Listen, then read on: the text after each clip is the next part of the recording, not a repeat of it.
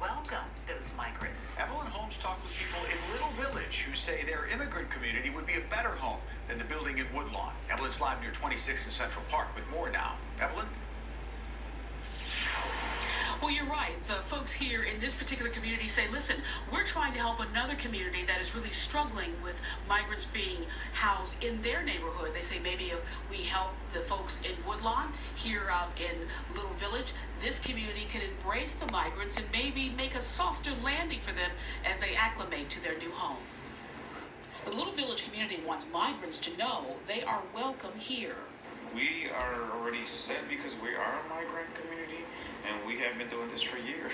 This afternoon, the long-running service organization met with a few members of Chicago's Woodlawn community in an effort to join forces and come up with ways to help migrants who were moved to a shuttered school turned shelter in the South Side neighborhood. Neighbors say they have nothing against immigrants trying to find a better place to live, but that Woodlawn is not a more suitable environment for them. There's not anything around for them.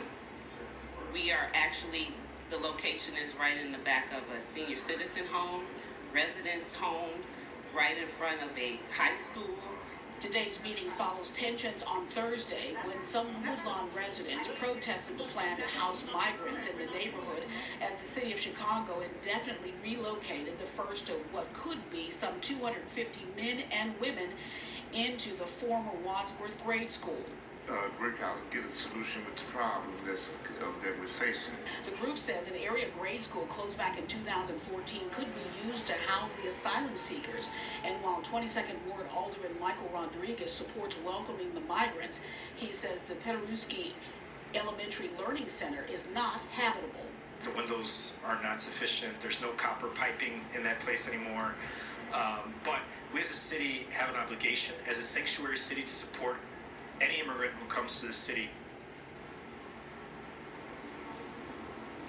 Now, what this group or this coalition or this unity of thought is hoping is that they can figure out a way to move the migrants who are in Woodlawn currently here to Little Village or other communities where they are not facing such a language barrier or other types of cultural barriers. Now, they're saying that they really don't have any formal date for that, but they're hoping that they can figure out how to move them forward, as well as they're hoping that the state will move forward with a plan to create a migrant center or a migrant resource center over at 71st and Pulaski. See, that would go a long way to helping folks be able to acclimate and truly feel welcome here in the city of Chicago.